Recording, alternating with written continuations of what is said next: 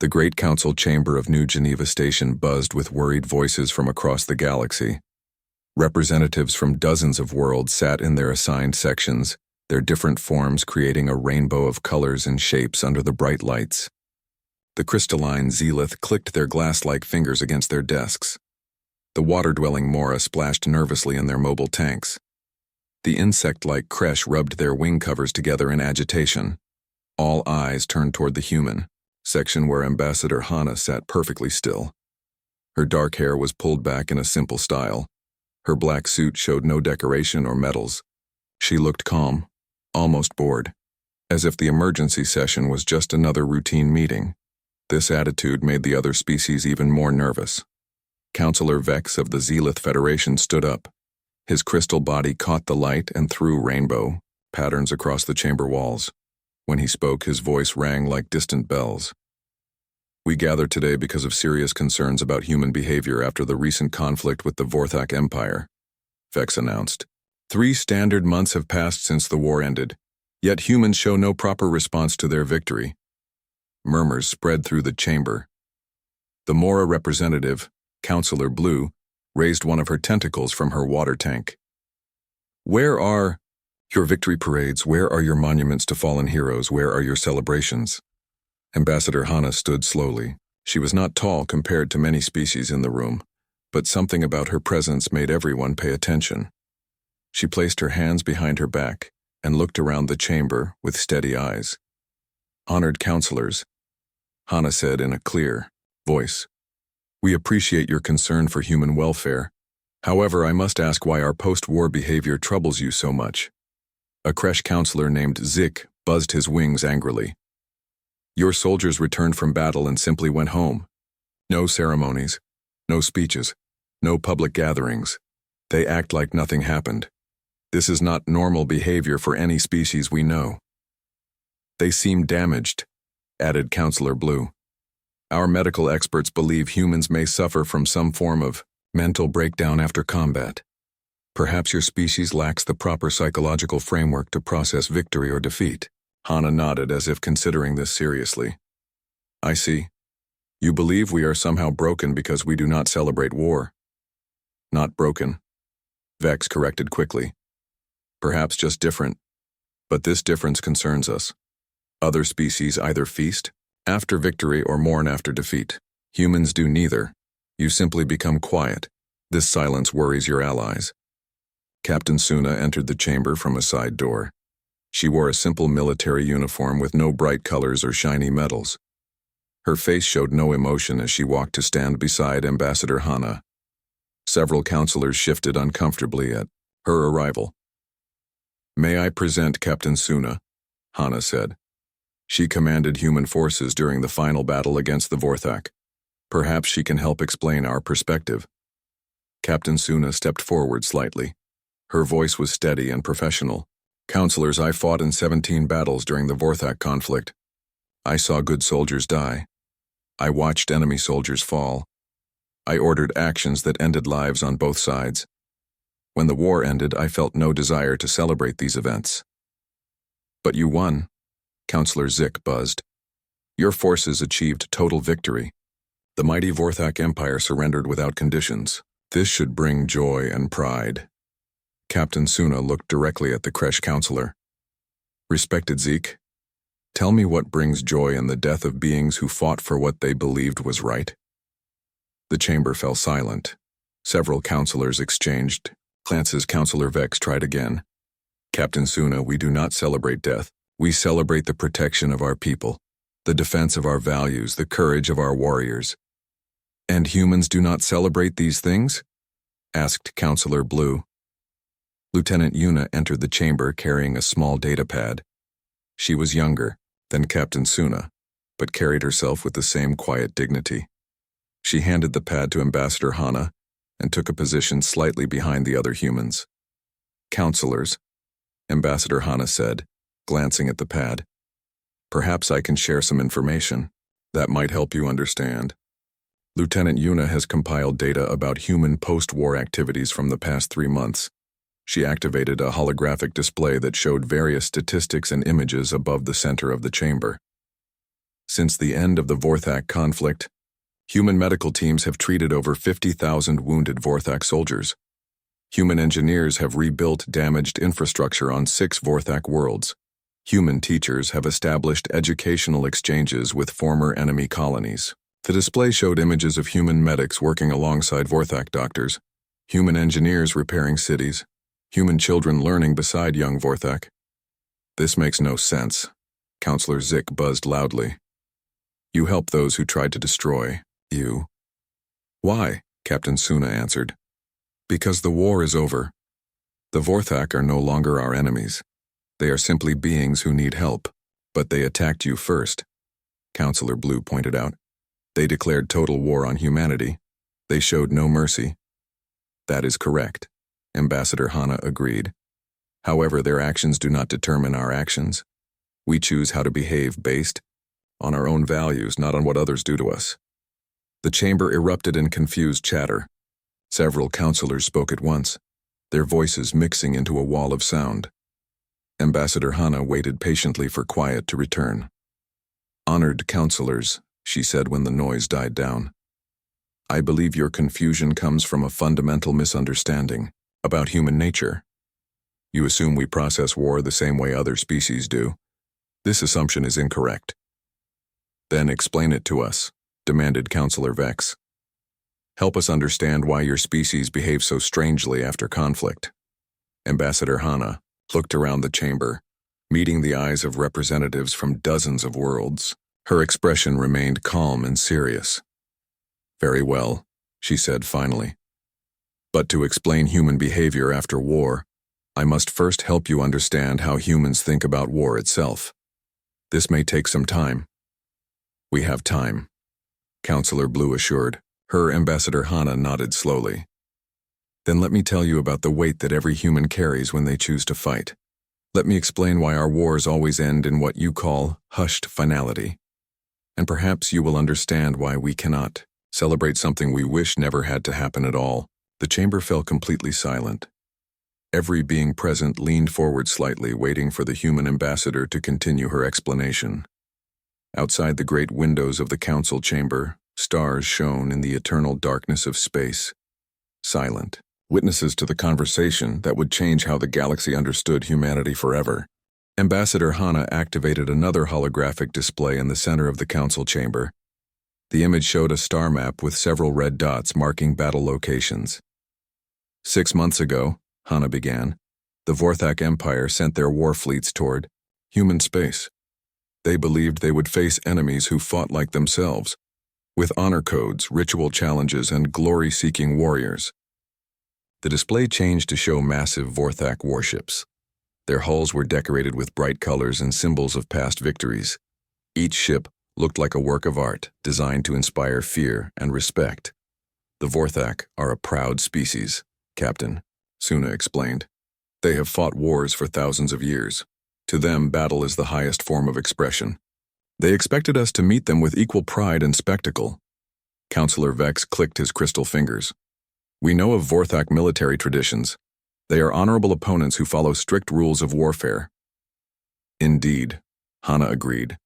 But they did not understand what they would face when fighting humans. The holographic display shifted to show the final battle of the war.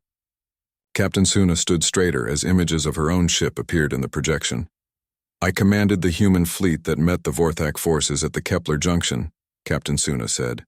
My ships were smaller than theirs.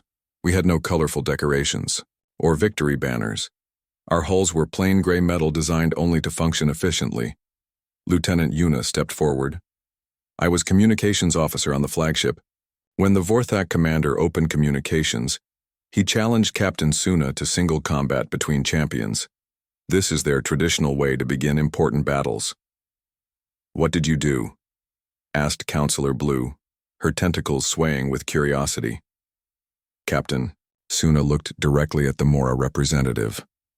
I declined. I told him we did not come to prove honor or seek glory. We came to end the conflict as quickly as possible with minimal casualties on both sides. The Kresh Counselor Zik buzzed his wings in confusion. You refused an honorable challenge? This must have insulted them greatly. It did. Lieutenant Yuna confirmed. The Vorthak commander accused us of cowardice. He said humans were too weak to face them properly. He demanded we fight according to their traditions. The holographic display showed the moment when the battle began. Human ships moved in precise formations with no wasted motion. They targeted enemy weapons and engines, rather than attempting to destroy entire vessels. The Vorthak expected a grand battle, Captain Suna continued. They wanted ship-to-ship duels, heroic charges, and dramatic victories. Instead, they faced something they had never encountered before. What was that? Counselor Vex asked. Efficiency, Captain Suna replied simply. The display showed human weapons disabling Vorthak ships without destroying them. Medical vessels moved immediately to rescue crew members from damaged ships, including enemy survivors. We did not fight to prove anything, Lieutenant Yuna explained. We fought only to stop the fighting. Every shot we fired was calculated to end the battle sooner rather than later. Sergeant Minho appeared in the next part of the recording. His ground forces were landing on a contested planet where Vorthak warriors had established defensive positions. Sergeant Minho led our ground operations, Captain Suna said. Show them what happened on New Kyoto. The display changed to show the planet's surface. Vorthak warriors in bright armor had built elaborate fortresses designed to create the perfect setting for heroic last stands. They expected human forces to assault these positions in grand charges. Instead, Sergeant Minho's troops surrounded each fortress and began broadcasting messages in the Vorthak language. What were they saying? Counselor Blue asked. We offered medical supplies, food, and safe passage home to any Vorthak who wished to leave. Sergeant Minho's voice came from the recording. We explained that we had no desire to kill warriors who were only defending what they believed was right. The recording showed Vorthak warriors looking confused and uncertain. Some began to lower their weapons. This disturbed them more than any attack would have, Captain Suna observed. They could understand enemies who hated them. They could not understand enemies who seemed to care about their welfare. Lieutenant Yuna pulled up communication records from the battle. The Vorthak commanders sent increasingly desperate messages to each other. They could not comprehend our tactics. One message appeared as text in the holographic display. A Vorthak general had written, The humans fight without passion. They kill without anger. They win without joy. What manner of beings are we facing? The battle lasted only 6 hours, Captain Suna said. By the end, most Vorthak forces had surrendered, not because they were defeated, but because they were psychologically exhausted. Exhausted how? Counselor Zik asked. They expected to die gloriously in battle or achieve honorable victory, Lieutenant Yuna explained. Instead, they found themselves facing opponents who treated them like a problem to be solved rather than enemies to be conquered. The final part of the recording showed the surrender ceremony. The Vorthak commander stood on the deck of Captain Suna's ship, looking completely bewildered. He kept asking me why we fought, Captain Suna remembered. He wanted to know what glory we sought, what honor we defended, what victory we desired. When I told him we only wanted the fighting to stop, he seemed unable to process this information. Counselor. Vex leaned forward. How did the war truly end? The Vorthak High Command recalled all their fleets, Ambassador Hana explained. They declared that humans were too strange to fight effectively. They said we had somehow made war itself meaningless. The chamber fell silent as the counselors absorbed this information. But surely your people celebrated this unique victory? Counselor Blue asked hopefully. Captain Suna shook her head slowly. When I returned to Earth, reporters asked me the same questions you are asking now. They wanted to know how it felt to win such an unusual war. What did you tell them?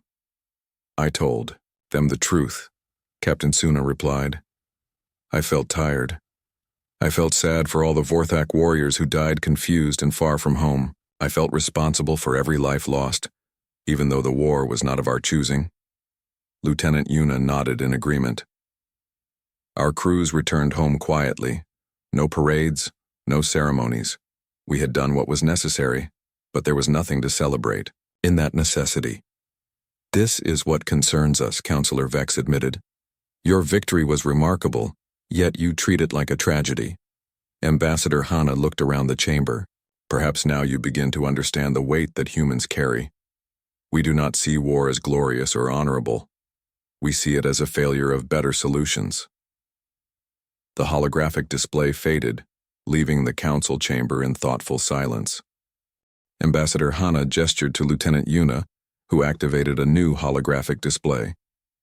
The image showed a large medical facility with the words, "Transition Center," written above the entrance. After every conflict, Hana explained, human soldiers do not simply return to their normal lives. They enter what we call transition protocols. The display showed the interior of the facility. Humans in military uniforms sat in small groups or walked quietly through garden areas. Medical staff moved among them, but these were not treating physical wounds. What is the purpose of these centers? Counselor Vex asked. Medical Officer Tai Jin appeared in the holographic recording. He was a middle-aged man with gentle eyes and steady hands. His uniform showed no rank insignia, only a small medical symbol. I oversee the psychological transition of returning soldiers. Taejin's voice came from the recording. When humans engage in warfare, something inside them changes. We must help them process this change before they can rejoin civilian society. The display showed Corporal Hyben sitting alone on a bench in the facility's garden. She stared at her hands as if seeing something others could not see. Corporal Hyben served as a communications specialist during the Vorthak conflict, Lieutenant Yuna explained. She coordinated strike missions that disabled enemy ships. No one died directly from her actions, yet she struggles with what she calls the weight of what if. Counselor Blue's tentacles moved nervously in her water tank. She appears damaged. Are all your returning soldiers in this condition? Not damaged, Captain Suna corrected firmly. Changed. There is a difference. The recording showed Medical Officer Taijin sitting with Corporal Hyben. They spoke quietly, their conversation too soft to hear clearly. What are they discussing? Counselor Zik asked. The arithmetic of sorrow, Ambassador Hana replied. Corporal Hyben is calculating how many Vorthak families lost loved ones because of decisions she helped make. She is trying to understand how to carry this knowledge forward. The display shifted to show Corporal Hyben leaving the facility and traveling to various locations across human space. At each stop, she visited families, both human and Vorthak families. She visits the relatives of soldiers who died in the conflict, Lieutenant Yuna explained. Both sides. She believes she has a responsibility to witness their grief. The counselors watched in confusion as Corporal Hyben sat with a Vorthak widow, offering no words but simply sharing silence. This makes no sense, Counselor Zik buzzed. Why does she torture herself this way? Why do you allow it? Because, Captain Suna said simply, she needs to remember that every decision in war affects real people with real families who will grieve real losses. The scene changed to show Engineer Wu Jin in his laboratory. He stood before displays showing weapon designs, but his face showed no pride in his work. Engineer Wu Jin designed the non-lethal suppression systems we used against the Vorthak, Ambassador Hana explained. His weapons disabled their ships without killing crews. Then he should be proud, Counselor Vex observed. His technology saved many lives. The recording showed Engineer Wu Jin visiting wounded Vorthak soldiers in human medical facilities. He spoke quietly with each patient, asking about their injuries and their families. Engineer Wu Jin visits every person harmed by his weapons, Lieutenant Yuna said. Even non-lethal weapons cause suffering. He believes he must witness this suffering to understand the full cost of his creations. But his weapons were merciful, Counselor Blue protested. He chose to preserve life rather than take it. Yes, Ambassador Hana agreed. But humans understand that even merciful weapons cause pain. Even necessary actions create consequences. We cannot celebrate these actions without acknowledging their costs. The display showed a classroom where Teacher Borum stood before young human students. On the board behind her were images from various historical conflicts, but these were not glorious battle scenes. Instead, they showed empty battlefields, destroyed cities, and grieving families. This is how we teach our children about war, Ambassador Hana explained. Teacher Borum does not focus on tactics or heroism. She teaches consequences. The recording showed students asking questions about past conflicts. Teacher Borum answered each question by showing what happened after the battles ended, the rebuilding, the mourning, the long work of healing. One student asks why humans fight if war causes so much suffering, Lieutenant Yuna noted. Teacher Borum explains that sometimes fighting is necessary to prevent greater suffering, but this necessity does not make fighting good. Counselor Vex clicked his crystal fingers thoughtfully. You teach your children that war is evil even when necessary? We teach them that war is a failure, Captain Suna corrected. A failure of diplomacy, of understanding, of better solutions. Sometimes we must accept this failure and act anyway, but we never pretend the failure is actually success. The display showed older human students studying conflict resolution, medical aid, and reconstruction techniques alongside basic military training. Every human learns not just how to fight, Ambassador Hana explained, but how to heal what fighting breaks, how to rebuild what war destroys, how to help people recover from what violence tears apart. The scene shifted back to the transition facility where Medical Officer Tajin spoke with a group of returning soldiers. We do not tell them to forget their experiences, Tajin's voice explained. We help them learn to carry those experiences, without being crushed by them. We teach them that feeling the weight of their actions is not weakness. It is humanity. Corporal Hyben appeared again, now working as a volunteer in refugee camps helping displaced Vorthak families find new homes. 6 months after the war ended, Lieutenant Yuna said, Corporal Hyben requested assignment to humanitarian aid work. She says she needs to balance the harm she helped cause by creating equal amounts of healing. Is this common among your returning soldiers? Counselor Blue asked. Very common, Captain Suna replied. Most combat veterans choose careers focused on helping others. Medicine, education, construction, diplomacy. They say they have seen enough of what breaks the world. Now they want to help fix it.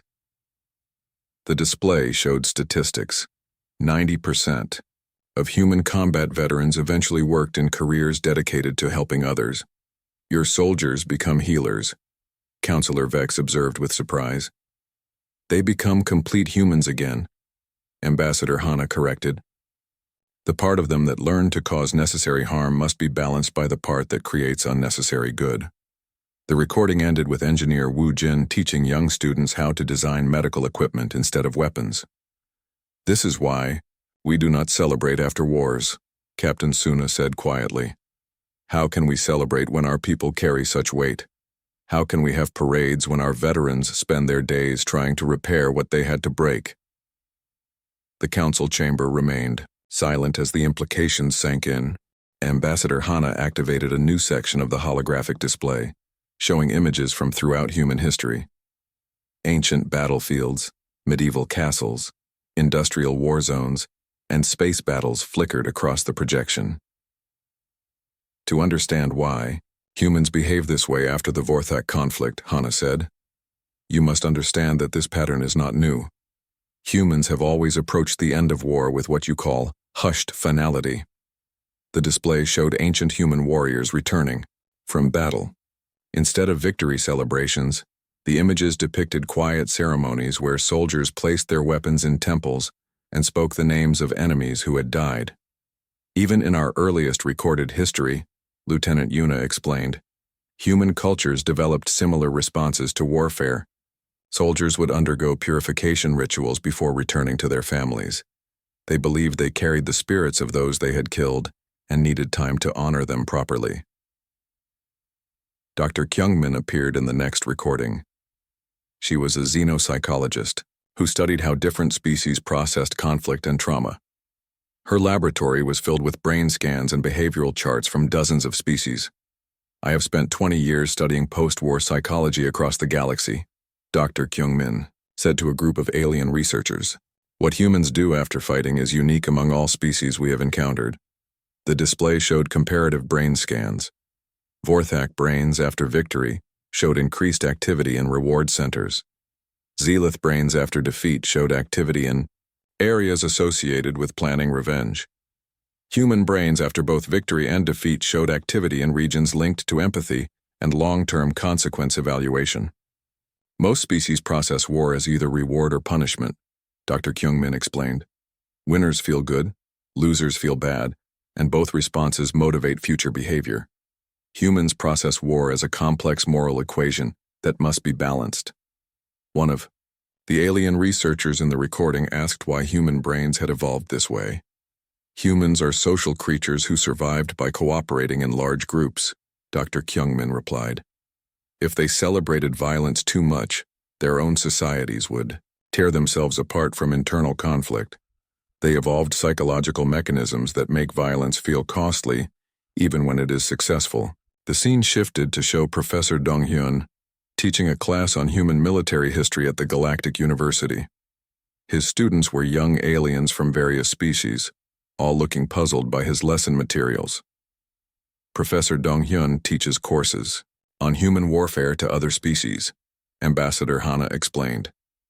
His students often struggle to understand human military concepts.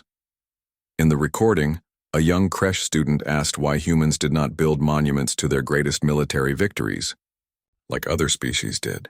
Humans do build monuments, Professor Dong-hyun replied, but not to celebrate victories. They build monuments to remember costs. The display showed various human war memorials. Instead of depicting glorious battle scenes or heroic leaders, these monuments showed the faces of ordinary soldiers who had died, or listed the names of civilians caught in conflicts. The purpose is not to inspire future warriors, Professor Dong-hyun explained. The purpose is to make future wars harder to start by ensuring people remember what wars actually cost. A Mora student in the class asked if this approach made humans weak or unwilling to defend themselves. Observe human military effectiveness, Pierre, Professor Dong-hyun replied. They win conflicts quickly and decisively precisely because they do not fight for glory or pride. They fight only to achieve specific objectives and then stop immediately. The display showed data comparing human military campaigns to those of other species. Human wars lasted an average of 60% less time than conflicts involving other species, with significantly lower casualty rates on all sides. Humans end wars faster because they do not enjoy them, Professor Dong-hyun continued. Species that find glory in battle tend to extend conflicts unnecessarily. Humans seek the quickest path to resolution. The scene changed to show Teacher Borum again, this time speaking with alien education specialists who were visiting Earth to study human teaching methods. You really teach children that all war is failure? Asked a Zealoth educator, her crystal form shimmering with confusion. We teach them that war represents the failure of better solutions, Teacher Borum corrected. Sometimes we must accept this failure and act anyway to prevent greater harm, but we never pretend that doing necessary harm is the same as doing good. The alien educators watched human students studying historical conflicts. The lesson focused not on military strategies or heroic deeds, but on diplomatic failures that had led to warfare and alternative approaches that might have prevented violence. How do you motivate soldiers if you teach them that fighting is failure? A creche educator asked. We motivate them with responsibility rather than glory. Teacher, Borum replied. They fight to protect others, to end suffering quickly, to minimize harm. They are motivated by duty to make their necessary failure as small as possible. The recording showed human military academies where cadets studied medical training alongside combat techniques, learned reconstruction methods alongside destruction tactics. Every human soldier learns to heal as well as harm, Lieutenant Yuna noted. They understand that anyone who learns to break things quickly must also learn to fix things quickly. Dr. Kyungmin reappeared, now speaking directly to the camera. Other species ask me if humans are psychologically damaged by this approach to warfare. The evidence suggests the opposite. The display showed statistics on post-war mental health across various species. Humans showed the lowest rates of what other species called combat addiction, the psychological need to continue fighting even after wars ended. Species that glorify warfare often struggle to transition to peace, Dr. Kyungmin explained. Their warriors become restless without conflict. Human warriors actively work to prevent future conflicts because they remember too clearly what conflict costs. The scene shifted to show former human soldiers working in various peaceful professions: doctors, teachers, engineers, diplomats. Many wore small symbols indicating their military service, but these symbols were simple and unadorned. How do you honor your veterans without glorifying violence? A Vorthak researcher asked Professor Dong-Yun in one recorded interview. We honor them by acknowledging the burden they carried for society, Professor Dong-Yun replied. We recognize that they accepted necessary responsibility for actions they wish they had never needed to take. This is more meaningful than celebrating the actions themselves. The display showed human veterans speaking at schools, not about battles they had won, but about the importance of finding alternatives to violence and the responsibility that comes with having the power to harm others. Your veterans become peace advocates, Counselor Vex observed from the present council chamber. They become complete humans, Ambassador Hana replied. They understand both the necessity of strength and the importance of restraint. They know when force must be used and when it must be avoided. Captain Suna stepped forward. Every human who has fought carries knowledge that others do not have. We know what violence actually looks like, sounds like, feels like. This knowledge makes us less likely to choose violence carelessly. The historical display faded, returning the council chamber to normal lighting. This is the sound of not forgetting, Ambassador Hana said quietly. The quiet you find disturbing is the sound of people who remember too well what they have seen and done. They cannot celebrate because they cannot forget. The alien counselors sat in thoughtful silence, beginning to understand something they had never encountered before in galactic history. Ambassador Hana activated the final section of her presentation. The holographic display now showed a massive research facility with scientists and computers working on complex calculations and models. What you see here is the Human Institute for Conflict Prevention, Hana explained. This facility represents our ultimate response to the problem of warfare. Dr. Do-hyun appeared in the recording, standing before enormous displays showing mathematical models of interstellar politics, trade routes, and social tensions. His team of researchers worked with advanced artificial intelligence systems to analyze patterns across the galaxy. Dr. Do-hyun leads our efforts to predict and prevent conflicts before they begin, Lieutenant Yuna explained. His work represents how humans truly think about war, as an engineering problem with technical solutions. In the recording, Dr. Do-hyun spoke to his research team about their latest project.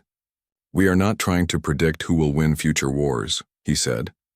We are trying to calculate how to make sure those wars never start. The display showed complex models tracking resource distribution, territorial disputes, and cultural misunderstandings across hundreds of star systems. The AI systems highlighted areas where tensions were building toward potential conflicts. Each red zone represents a situation that could lead to warfare within the next 10 years, Dr. Do-hyun explained to his team. Our job is to recommend interventions that address root causes before violence becomes anyone's preferred solution. Counselor Vex leaned forward in his crystal chair. They treat war prevention like a mathematical equation? Exactly, Captain Suna replied. Humans analyze the conditions that lead to conflict and work to change those conditions. It is more efficient than fighting wars after they start. The scene shifted to show Ambassador Nari meeting with former Vorthak military leaders. The meeting took place in a conference room designed with both human and Vorthak cultural elements, a sign of mutual respect. Ambassador Nari specializes in post-conflict diplomacy, Ambassador Hana explained. Her job is to ensure that defeated enemies become future allies rather than future threats. In the recording, Ambassador Nari offered the Vorthak representatives detailed plans for economic cooperation, cultural exchange programs, and joint research projects. You wish to help us rebuild what you destroyed? Asked the Vorthak general, his scarred face showing confusion. We wish to help you build something better than what existed before, Ambassador Nari replied calmly. The old system led to war. A new system might lead to partnership. The display showed human engineers working alongside Vorthak workers to construct new infrastructure on damaged worlds. Human teachers worked with Vorthak educators to develop curriculum that emphasized problem-solving over traditional warrior training. This is not charity, Lieutenant Yuna clarified. This is practical conflict prevention. Former enemies who become prosperous partners do not seek revenge. Counselor Blue's tentacles swayed thoughtfully in her water tank. You transform your enemies into allies through assistance? We transform the conditions that created enmity, Ambassador Hana corrected. If the Vorthak had attacked us because they needed resources we controlled, then helping them find alternative sources removes the reason for future conflict. The recording showed Captain Suna in her new role as director of the Galactic Peace Academy. The Academy trained personnel from dozens of species in conflict resolution, rapid response to humanitarian crises, and techniques for ending violence quickly when prevention failed. Captain Suna now teaches other species how to fight the way humans fight, Ambassador Hana explained, not for glory or conquest, but for rapid resolution with minimal casualties. In the training facility, Captain Suna worked with military officers from various species. She demonstrated tactical approaches that prioritized ending conflicts over winning them in traditional terms. Your objective is not to defeat your enemy, Captain Suna told a mixed class of alien officers. Your objective is to create conditions where continued fighting serves no useful purpose for either side. A young Kresh officer raised his wing. But how do we maintain military honor without glorious victories? Honor comes from protecting others effectively, Captain Suna replied. Glory comes from completing necessary tasks efficiently. If you need external validation for doing your duty, you are fighting for the wrong reasons. The display showed graduates of the Academy returning to their home species and implementing new approaches to military conflict. Wars across the galaxy began lasting shorter periods with fewer casualties as more species adopted human tactical principles. Your methods are spreading, Counselor Zeke observed, his wings buzzing with what might have been approval or concern. Knowledge tends to spread when it proves useful, Ambassador Hana replied. Species that adopt our approaches to conflict resolution find them more effective than traditional methods. The scene shifted to show researcher Minjun working with quantum computers to model the long-term consequences of different policy decisions across galactic civilization. Researcher Minjun leads our efforts to understand the deep mathematics of peace, Lieutenant Yuna explained. His models can predict how small changes in trade agreements, territorial boundaries, or cultural policies might affect stability decades in the future. The computer displays showed probability cascades, how a single diplomatic success or failure could ripple through galactic politics, either preventing or enabling multiple future conflicts. We are trying to solve the equation for permanent peace, researcher Minjun said in the recording. Not the absence of all conflict, but a system where conflicts are resolved through cooperation rather than violence. Counselor Vex clicked his crystal fingers rapidly. You seek to eliminate war entirely from galactic civilization? We seek to make war an unnecessary solution to any problem, Ambassador Hana replied. If better alternatives exist for every situation that currently leads to violence, then violence becomes obsolete. The display showed human-sponsored research stations throughout the galaxy where scientists from many species work together on projects designed to address the root causes of interstellar conflict, resource scarcity, territorial disputes, cultural misunderstandings, and communication failures. Every war teaches us something about what conditions create violence, Captain Suna noted. We use those lessons to prevent the next war from starting. The recording showed the results.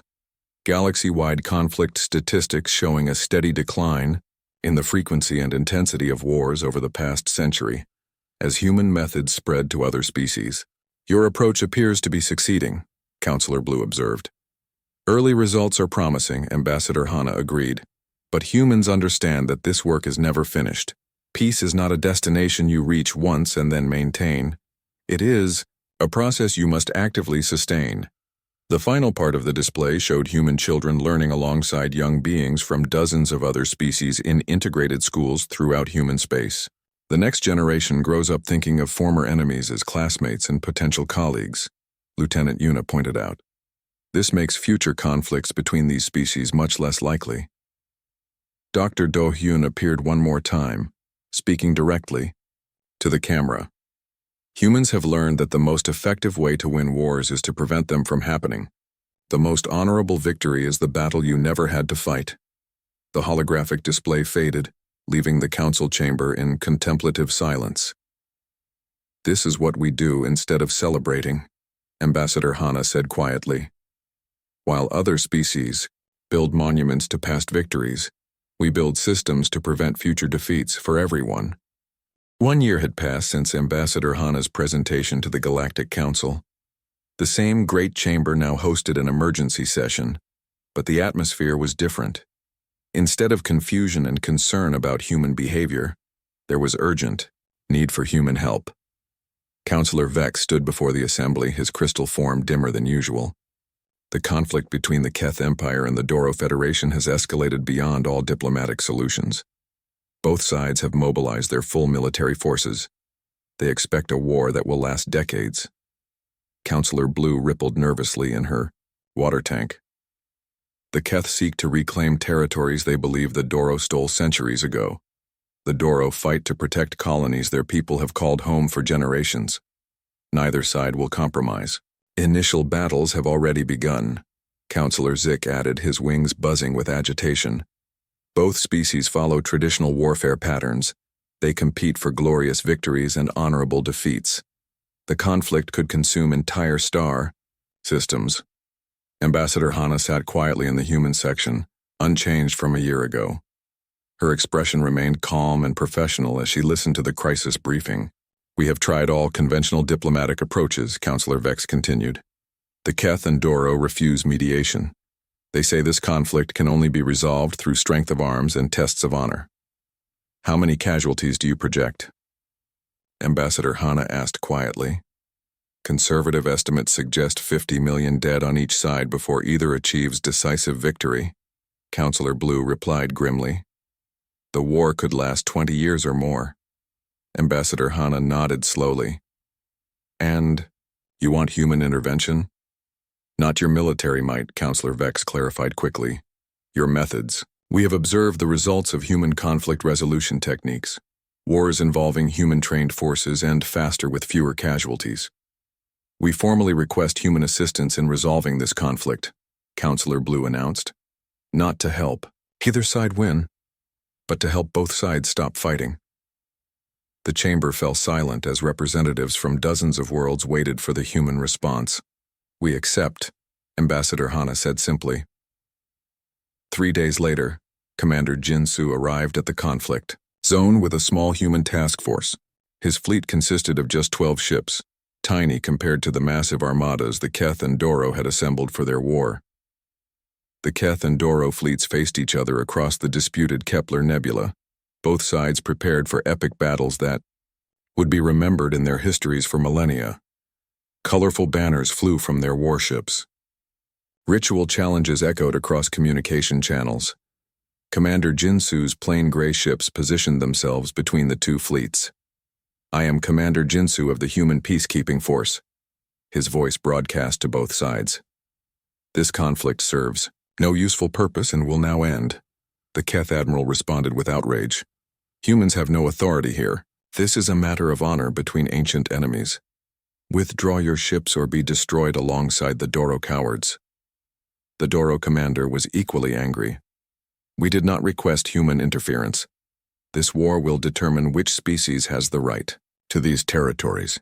Your presence is an insult to both sides. Nevertheless, Commander Jinsu replied calmly, the fighting will stop now. What happened next became known throughout the galaxy as the 6-hour resolution. Commander Jinsu did not attack either fleet. Instead, his ships began broadcasting detailed information about the disputed territories. Analysis of historical record shows that neither the Keth nor the Doro have valid claims to these systems, Commander Jinsu announced. The original inhabitants were the Teku people, who were displaced during the galactic expansion era 300 years ago. The Teku had been assumed extinct. Commander Jinsu's ships revealed that small populations survived on hidden worlds throughout the region. Representatives of the surviving Teku communities are prepared to discuss territorial arrangements with both species, Commander Jinsu continued. They propose a 3-way cooperation agreement that would benefit all parties. Before either the Keth or Doro could respond to this revelation, Commander Jinsu began Phase 2 of his intervention. Our analysis also shows that this conflict is unnecessary for achieving either side's actual objectives, he announced. The Keth seek new agricultural worlds to support their growing population.